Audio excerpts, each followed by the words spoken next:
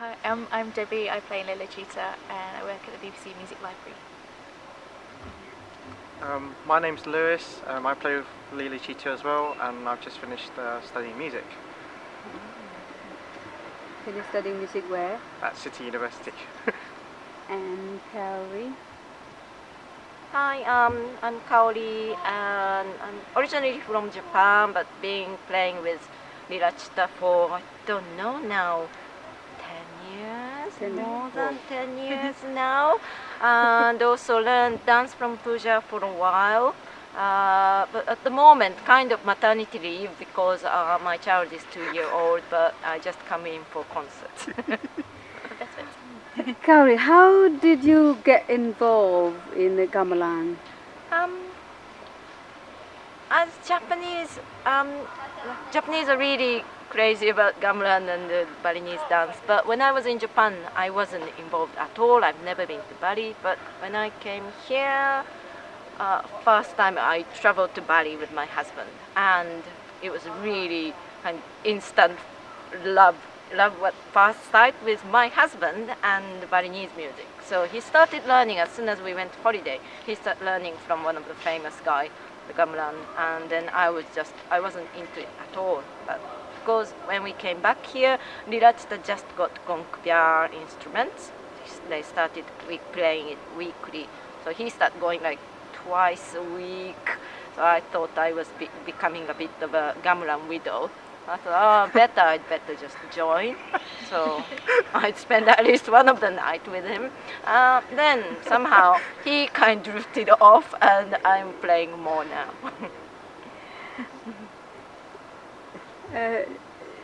Debbie, how did you get involved in gamelan?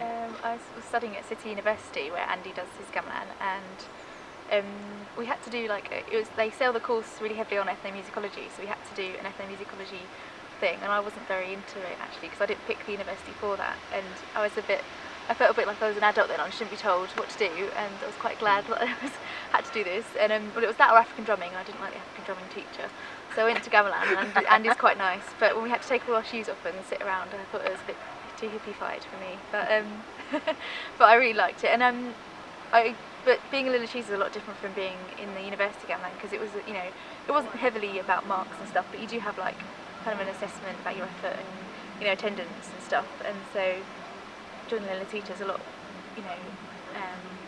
it's more of a social thing. And well, actually, I did the community gamelan first because you kind of have to work up to be good enough to Lila Cita.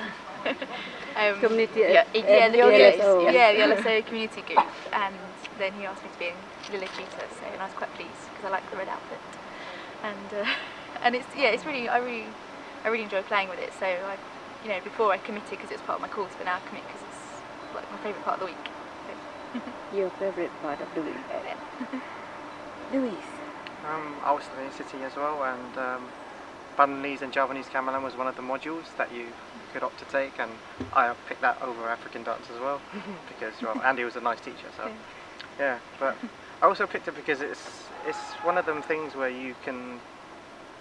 many different types of people can join in and just do. Whereas I didn't really feel the same way with African drumming with the people who were in it. So yeah. You were playing Balinese and Javanese? Yeah. At City? Yeah, first year was Javanese, and then if you did that well, I think it was Javanese is slower, so it's like an introductory into gongpya. So. Which one would you prefer? Gongpya, because it's louder and it's faster. Yeah. Kaori, could you tell us how do you feel working with Lila Cita? I really like it. Now, lots of my friends are through Lila Cita. Everyone, I don't know, still some half of us are from original kind of founding members, and I really like them as a friend. And also it's lovely too, so it's a bit like playing music with a friend. It's pity that I can't come into rehearsal every week now because of our child, but hoping to come back more soon. Gamelan, Balinese gamelans is very much of a teamwork, and also it's slightly like what would you say? It's a bit like sport. It's a very physical thing, and you have to be physically and musically kind of, putting yourself into that. And so it's an air of kind of same atmosphere to, you're doing basketball or something, and then you finish and you go to pub, and those whole thing is very much not really music thing, which is very nice. Of course, technical things sometimes, put me kind of make me disappointed with myself, because I can't get any better with each of us have got certain ability, and with gamelan, Balinese gamelan, you have to be really, really good to enjoy all the instruments. But still, there's something always somewhere in the whole gamelan. There's something you can do to help, and so at the moment I can just come in and play Sulin, which is really lucky of me that as I don't attend many of the rehearsals, but still I can join, which is very nice thing. I feel myself very lucky. Before you had a child, you were working and also you were playing gamelan. What did you do? I was working in the city, so yes, at one point I was working till 9 at the office, so I missed many rehearsals. And yes, it's only after I quit the job, very busy job, that I could really properly come in every week to get more involved. But that was good, because as soon as I quit, people decided to go to Bali for Bali Art Festival, so I could involved in that totally, fully, before I had my child, so which was very nice. But yeah, it's very difficult when your work's busy. You really have to, it's a big effort coming on Thursday, Wednesday and Thursday evenings. But it's still fun. When you get there, you always feel, happy you made it. And Debbie, how do you feel working with Lila Cita?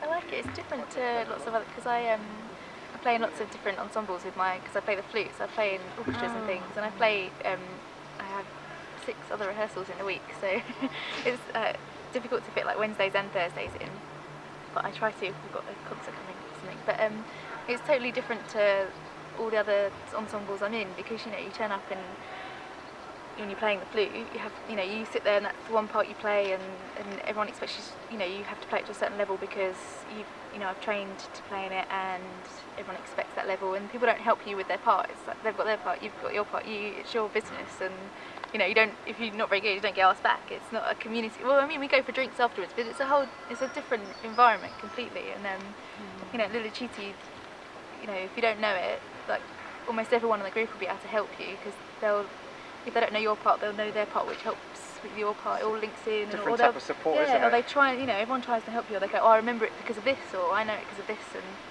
and you've learned it from them. It's not like your skill that you've come with, and you have to keep it up yourself, at home by practicing flute and things. It's like you come to gamelan and you develop it with everybody else. So it's like the lack of practicing at home, because exactly. you can't. That is make it very special. Yeah, because you can't go home and practice. I forgot about some that. People can, but you can't go home and practice and come with your ability, can you? Because practicing is always all together, and it's like you learn and share the knowledge in that room. Yeah, exactly. Yes, and it's like a kind of group memory, isn't it? Because like when you're away, I can't remember what happens next. But when everyone's playing, it's a community memory, isn't it? You kind of everyone else is they link in with all their most bits, of things not written on the paper. Yeah, and then that's another special thing. So that makes it a lot kind of friendlier and everything, and I enjoy that a lot.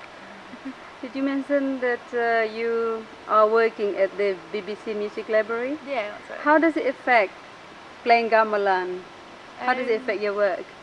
It doesn't link in as much as like my flute playing and my Western music skills, because that's directly used with how I work. But I don't know, people are interested in it because everyone where I work can play a musical instrument and is in lots of ensembles. So whereas like in the general community, if you play the flute, it might be quite interesting. At work, playing the flute is nothing. Everyone plays an instrument. Everyone's in an orchestra. Oh, that's not unique, but being in a gamelan is. And so I suppose in that way it kind of is useful. And I mean today, because when we rehearse at St Luke's, the BBC Concert Orchestra rehearse there, so lots of them pass by the window and kind of are quite surprised when they see, could see me out of context, because they've seen me working in a library and they see me there. And I think you can gauge what you think of people as well when they pass the window, because there was a conductor that was I'd been in contact with, and he seemed a bit annoying, and when he passed the window, you can't even really hear when he passed the window, can you? He just pulled a face, so it was obviously based on just visually, it's a music, so it should be based on what it sounds like, but he pulled a face just like everyone else is, other people who pass have a kind of curious face, don't they? They don't know about it, but I thought, you kind of tell what people, you can tell a bit about a person, can't you, by the way they kind of react to seeing a gamelan.